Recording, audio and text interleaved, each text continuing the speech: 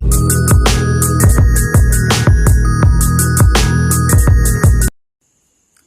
Friends, मैं नितेश अपने YouTube channel English अड्डा पर आपका वेलकम करता हूं। आज मैं क्लास 12th के पोइट्री के 6 चैप्टर ला बेले डैम सेंस मर्सी के साथ प्रेजेंट हूं। यह पोयम जॉन कीट्स के द्वारा कंपोज किया गया है। इनका जन्म 31 अक्टूबर सन 1795 में लंदन में हुआ था। फ्रेंड्स, इस पोयम में पोएट यह बताता है कि बिना विचार किए किसी अजनबी के सौंदर्य से प्रभावित होकर प्रेम नहीं करना चाहिए, क्योंकि इसका परिणाम सदैव खतरनाक होता है। इस पोयम में एक योद्धा ऐसे ही एक औरत के सौंदर्य और कामुकता के जाल में फंस जाता है। उसकी कामुकता में लीन होकर वह खुद को मुसीबत में फंसा लेता है और स्वयं को एक सुनसान पहाड़ी पर अकेला पाता है। यह वही महिला है जिसने पहले भी कई राजाओं, राजकुमारों तथा योद्धाओं को अपने जाल में फंसाया है। चलिए फ्रेंड्स, क्लास को स्टार्ट करते हैं। सबसे पहले देखेंगे हम टाइटल ला बेले डैम सेंस मर्सी। इसका अर्थ है खूबसूरत और दयाहीन महिला। ला बेले डैम सेंस मर्सी एक बलाड है और बलाड का अर्थ होता है वीर गाथा। मतलब यह है कि इसमें वीरों की गाथाएं हैं। यह पोयम एक डायलॉग के रूप में है और इस पोयम में कुल 12 स्टैंजा हैं। पहले 3 स्टैंजा में पोएट योद्धा से उसके कष्ट का कारण पूछता है तथा शेष के स्टैंजा में योद्धा उसका जवाब देता है। चलिए फ्रेंड्स, अब हम इसके टेक्स्ट को स्टडी करेंगे। पहला स्टैंजा है, O what can ail thee knight at arms alone and palely loitering the सेज had withered from the lake and no word sings. O what can ail thee, सबसे पहले आप देखिएगा, एल का मतलब है ट्रबल मीन्स कष्ट। नाइट एट आर्म्स का मतलब है सशस्त्र योद्धा, अर्थात शस्त्रों से सुसज्जित योद्धा। पैरेली मीन्स होता है पीला चेहरा या मुरझाया हुआ। लैटरिंग मीन्स होता है बिना उद्देश्य के घूमना। सेज मीन्स झाड़ी होता है। विदर्ड मीन्स होता है सूखना। O what can ail thee knight at arms, poet पूछता है नाइट एट आर्म्स, ओ शस्त्रों से सुसज्जित योद्धा, व्हाट कैन एल दी, तुम्हें क्या कष्ट है। दी मीन्स होता है यू। ओ शस्त्रों से सुसज्जित योद्धा, तुम्हें क्या कष्ट है। अलोन एंड पैरेली लर्निंग, जो तुम अकेले मुरझाए हुए चेहरे के साथ बिना उद्देश्य के घूम रहे हो। Says has withered from the lake, झील के किनारे की झाड़ियां सूख चुकी हैं। विदर्ड मीन्स होता है सूखना। सेज मीन्स होता है झाड़ी। झील के किनारे की झाड़ियां सूख चुकी हैं। एंड नो बर्ड सिंग्स, और कोई पक्षी गीत नहीं गा रही है। अब फिर से देखिएगा इस स्टैंजा को। पोएट पूछता है कि ओ शस्त्रों से सुसज्जित योद्धा, तुम्हें क्या कष्ट है जो तुम अकेले मुरझाए हुए चेहरे लिए बिना उद्देश्य के घूम रहे हो, जबकि झील के किनारे की झाड़ियां सूख चुकी हैं और कोई पक्षी गीत नहीं गा रही है। अगले स्टेंजा में रिटेन है, O what can ail thee knight at arms so haggard and so woebegone the squirrel granary is full and the harvest done.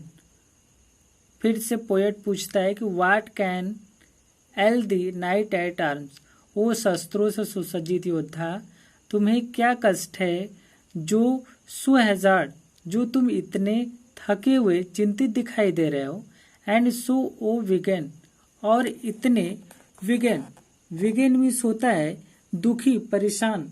O vegan means होता है दुखी। तो पोएट पूछता है कि ओ शस्त्रों से सुसज्जित योद्धा, तुम्हें क्या कष्ट है जो तुम इतने थके हुए और दुखी दिखाई दे रहे हो। The squirrel granary is full, गिलहरी का भंडार भरा हुआ है। ग्रैनरी मीन्स होता है भंडार। गिलहरी का भंडार भरा हुआ है। एंड हार्वेस्ट डन, और फसलें पक चुकी हैं। पोएट पूछता है कि ओ शस्त्रों से सुसज्जित सरदार या ओ शस्त्रों से सुसज्जित योद्धा, तुम्हें क्या कष्ट है जो तुम इतने थके हुए और दुखी प्रतीत हो रहे हो, जबकि गिलहरी का भंडार भरा हुआ है और फसलें भी पक चुकी हैं। अगले स्टैंजा में पोएट कहता है, I see a lily on thy brow with anguish moist and fever dew and on thy cheeks fading rose fast withereth too. I see a lily, मैं एक कुमुदनी देखता हूँ, ऑन दाई ब्रो, तुम्हारे माथे पर। पोएट कहता है कि मैं तुम्हारे माथे पर एक कुमुदनी देखता हूँ, अर्थात मुझे तुम्हारा माथा कुमुदनी के समान सफ़ेद दिखाई पड़ता है। With anguish moist and fever dew, जो मानसिक वेदना के पसीने से भीग गया है, जो मानसिक वेदना के पसीने से भीग गया है। एंड ऑन दाई चिक्स, और तुम्हारे गालों पर अ फेडिंग रोज, एक मुरझाता हुआ गुलाब दिखाई दे रहा है। फेडिंग रोज का मतलब होता है मुरझाता हुआ गुलाब, अर्थात तुम्हारे गाल मुरझाते हुए गुलाब के समान प्रतीत हो रहे हैं, अर्थात तुम्हारे गालों का गुलाबी रंग हल्का हो गया है। और फास्ट विदाउट टू, और यह बहुत तेजी से समाप्त हो रहा है। पोएट कह रहा है कि तुम्हारे गालों का गुलाबी रंग हल्का हो गया है और यह बहुत तेजी से समाप्त हो रहा है। अब देखिएगा, पिछले 3 स्टैंजा में पोएट उस योद्धा से उसके कष्ट का कारण पूछ रहा था, लेकिन अब योद्धा पोएट को जवाब देता है कि I meet a lady in the meads full beautiful a fairy's child, her hair was long, her foot was light and her eyes were wild. I meet a lady in the meads. योद्धा कहता है कि मैं घास के मैदान में एक महिला से मिला। मिड्स का मतलब है घास का मैदान। मैं घास के मैदान में एक महिला से मिला जो फुल ब्यूटीफुल, जो अत्यधिक खूबसूरत थी, अ फेरीज चाइल्ड, परियों की चाइल्ड की तरह, बच्ची की तरह, बेटी की तरह। योद्धा कह रहा है कि मैं घास के मैदान में एक महिला से मिला जो इतनी खूबसूरत थी कि परियों की बेटी लग रही थी। हर हेयर वॉज लॉन्ग, उसके बाल लंबे थे। हर फुट वॉज लाइट, और उसके पैर हल्के थे और वह सुंदर ढंग से चल रही थी। योद्धा कह रहा है कि हर हेयर वॉज लॉन्ग, उसके बाल लंबे थे और उसके पैर इतने हल्के थे कि वह सुंदर ढंग से चल रही थी। एंड और हर आइज वर वाइल्ड, और उसकी आंखें अत्यधिक खूबसूरत थी। वाइल्ड का मतलब होता है अत्यधिक खूबसूरत, अत्यधिक सुंदर। उसकी आंखें अत्यधिक सुंदर थी। एक बार फिर से देखिएगा, I met a lady in the meads. योद्धा कहता है कि मैं घास के मैदान में एक महिला से मिला, full beautiful a fairy's child, जो इतनी खूबसूरत थी कि परियों की बेटी लग रही थी। हर हेयर वॉज लॉन्ग, उसके बाल लंबे थे। हर फुट वॉज लाइट, और उसके पैर इतने हल्के थे कि वह सुंदर ढंग से चल रही थी। एंड और हर आइज वर वाइल्ड, और उसकी आंखें अत्यधिक खूबसूरत थी। अगले स्टैंजा में योद्धा कहता है कि I made a garland for her head and bracelet too and fragrant zone, she looked at me as she did love and made sweet moan. I made a garland for her head, मैंने उसके गले के लिए फूलों का माला बनाया। योद्धा कह रहा है कि मैंने आभूषण के रूप में उसके गले के लिए एक फूलों का माला बनाया। एंड ब्रेसलेट टू, और उसके हाथों के लिए फूलों का कंगन बनाया। एंड फ्रेग्रेंट जोन, और सुगंधित फूलों से उसके लिए कमरबंद बनाया। She looked at me, she did love, she looked at me, उसने मुझे देखा। एज, इस प्रकार, सी डिड लव, जैसे वह मुझसे प्रेम करती हो। उसने मुझे इस प्रकार देखा जैसे कि वह मुझसे प्रेम करती हो। एंड मेड स्वीट मोन, और उसने मीठी आहें भरी। फिर से देखिएगा, आई made a garland for her head. योद्धा कहता है कि मैंने उसके गले के लिए आभूषण के रूप में एक फूलों का माला बनाया, उसके हाथों के लिए कंगन बनाया। एंड फ्रेग्रेंट जोन, और सुगंधित फूलों से उसके लिए कमरबंद बनाया। She looked at me as she did love, उसने मुझे इस प्रकार देखा जैसे कि वह मुझसे प्रेम करती हो। एंड और मेड स्वीट मोन, और उसने मीठी आहें भरी। I set her on my pacing street, and nothing else saw all day long, for sidelong would she bend and sing a fairy song. I set means होता है स्थापित करना। यहाँ पे सेट का अर्थ है बैठाना। I set her, मैंने बैठा दिया। हर मिस उसे ऑन माई पेसिंग स्टीड, अपने तीव्र गति से दौड़ने वाले घोड़े पर। मैंने अपने तीव्र गति से दौड़ने वाले घोड़े के ऊपर उसे बैठा दिया, या घोड़े के पीठ पर उसे बैठा दिया। एंड नथिंग एल्स सा, और नथिंग एल्स मैंने कुछ भी नहीं किया। सा देखने के, ऑल डे लॉन्ग पूरे दिन, और पूरे दिन मैंने उसे देखने के सिवाय कुछ नहीं किया। अर्थात योद्धा कह रहा है कि I set her on my pacing steed, मैंने उसे अपने तीव्र गति से दौड़ने वाले घोड़े के पीठ पर बैठा दिया। And nothing else saw all day long, और मैं पूरे दिन उसे देखता रहा और उसका प्रशंसा करता रहा। For sidelong would she bend, वह एक तरफ को झुक जाया करती थी। And sings a fairy song, sidelong would she bend, bend का मीन्स होता है झुकना। And sings a fairy song, वह एक तरफ झुक जाया करती थी और परियों के गीत गाती थी, या परियों की तरह गीत गाती थी। एक बार फिर से देखिएगा इस स्टैंजा को।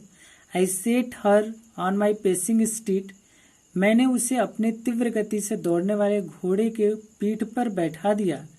And nothing else saw all day long, और पूरे दिन मैं उसे देखता रहा और उसके सुंदरता का प्रशंसा करता रहा।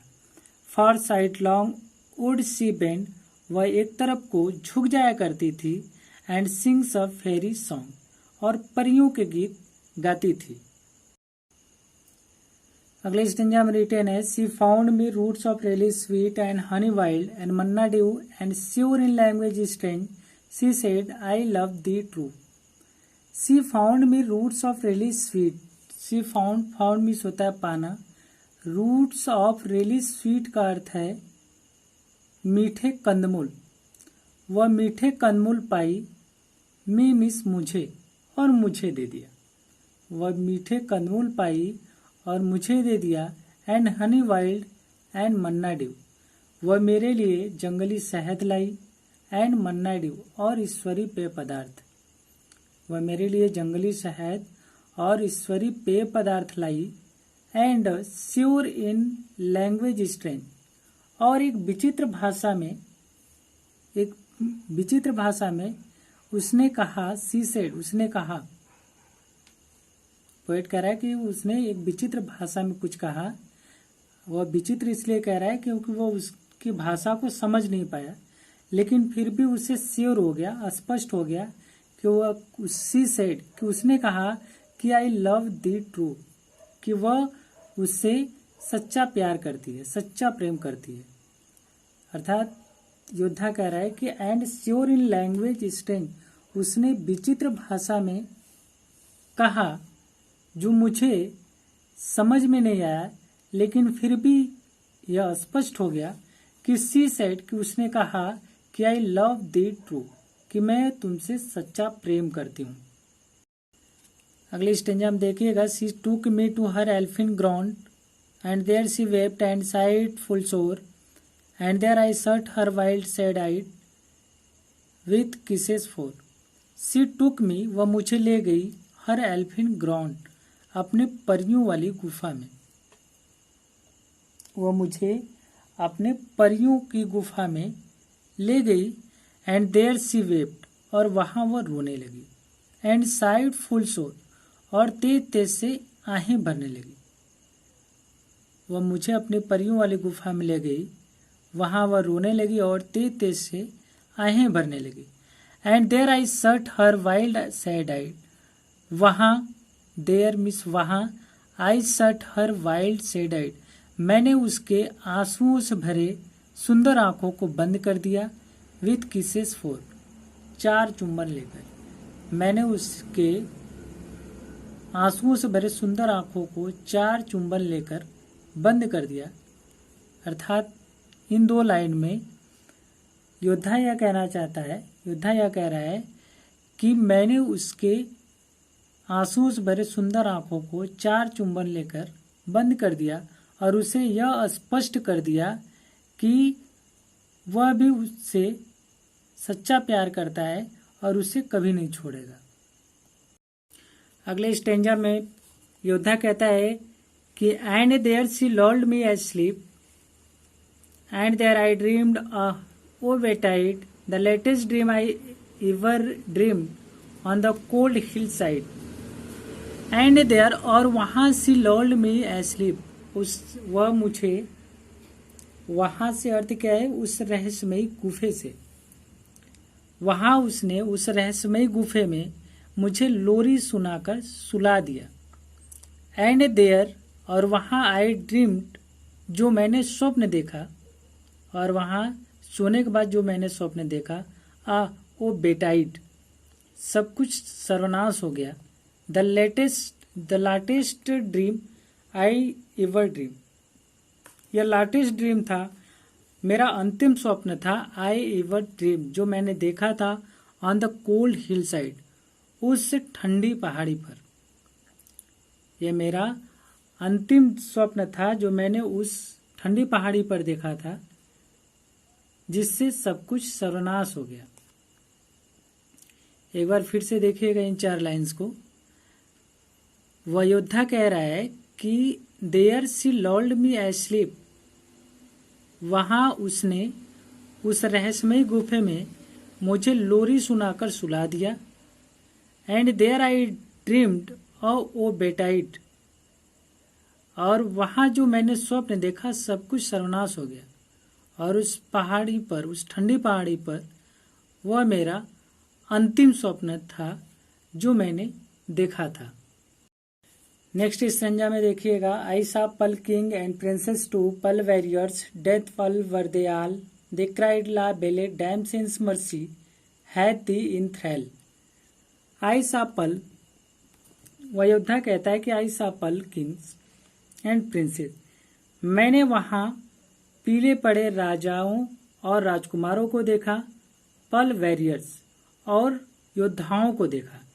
मैंने वहां पीले पड़े राजाओं और राजकुमारों को देखा और पीले पड़े योद्धाओं को देखा। डेथ पल वेयर दे आल, जो मृत शरीर के समान, दे आल, वे सभी मृत शरीर के समान पीले पड़ गए थे, अर्थात पीले दिखाई दे रहे थे। डेथ पल वर दे आल, वे सभी मृत शरीर के समान पीले दिखाई पड़ रहे थे। दे क्राइड, वे चेतावनी दे रहे थे, वे चिल्ला रहे थे, वे चिल्ला करके चेतावनी दे रहे थे कि ला बेले डैम सेंस मर्सी, उस खूबसूरत और दयाहीन महिला ने हैड दी इन थ्रेल, तुम्हें भी अपने जाल में फंसा लिया है। दे क्राइड, वे चिल्ला करके चेतावनी दे रहे थे कि उस खूबसूरत दयाहीन महिला ने तुम्हें भी अपने जाल में फंसा लिया है। अगले स्टेंजा में रिटेन है, I saw their starved lips in the gloom with horrid warning gaped wide and I awoke and found me here on the cold hill side. I saw their starved lips, मैंने उनके सूखे होठों को देखा, इन the gloom, अंधेरे में। There का अर्थ है कि उन राजकुमारों, राजाओं और योद्धाओं को कह रहा है कि I saw their star lives in the gloom, मैंने अंधेरे में उन राजकुमारों, राजाओं और योद्धाओं के सूखे होठों को देखा। With horrid warning gaped wide, जो चिल्ला करके एक भयंकर चेतावनी दे रहे थे, जो चिल्ला करके मुझे भयंकर चेतावनी दे रहे थे। एंड और आई एवोक, और मैं जग गया। एंड फाउंड मी हियर, और स्वयं को यहाँ अकेला पाया। On the cold hill side, इस ठंडी पहाड़ी पर। एक बार फिर से देखिएगा, योद्धा कहता है कि मैंने अंधेरे में उन राजकुमारों, राजाओं और योद्धाओं के सूखे होठों को देखा जो चिल्ला करके मुझे भयंकर चेतावनी दे रहे थे। और I awoke and found me here, और मैं जग गया और खुद को यहाँ इस ठंडी पहाड़ी पर अकेले पाया, अर्थात वह मुझे छोड़कर चली गई थी। लास्ट स्टेंजा में देखिएगा, and this is why I sojourn here alone and palely loitering though the सेज had withered from the lake and no birds sing. And this is why, और यही कारण है कि आई सॉजन हियर, कि मैं यहाँ घूम रहा हूँ। अलोन अकेले, एंड पैलेली लॉटरिंग मुरझाए हुए चेहरे लिए, लॉटरिंग बिना किसी उद्देश्य के। योद्धा कहता है कि यही कारण है कि मैं यहाँ अकेले मुरझाए हुए चेहरे लिए बिना किसी उद्देश्य के घूम रहा हूँ। दो यद्यपि द सेज had withered from the lake, यद्यपि झील के किनारे की झाड़ियाँ सूख चुकी हैं, एंड नो बर्ड सिंग्स, और कोई पक्षी गीत नहीं गा रही है। यही कारण है कि भले ही झील के किनारे की झाड़ियाँ सूख चुकी हैं और कोई पक्षी गीत भी नहीं गा रही है, फिर भी मैं यहाँ अकेले मुरझाए हुए चेहरे लिए बिना किसी उद्देश्य के घूम रहा हूँ। इस तरह से यह चैप्टर फिनिश हुआ और आई होप आपको समझ में आया होगा। जितने भी स्टूडेंट्स को एक बार में यह वीडियो लेक्चर समझ में नहीं आया, आप प्लीज़ इसको एक बार रीवॉच करिएगा, आपको यह वीडियो लेक्चर जरूर समझ में आएगा। फाइनली मैं यह कहना चाहूँगा कि यदि आपको मेरा वीडियो लेक्चर समझ में आता है तो प्लीज़ मेरे चैनल को सब्सक्राइब करें और मेरे वीडियो लेक्चर को लाइक व शेयर करें। तो students, we will meet in next video lecture. Thank you so much.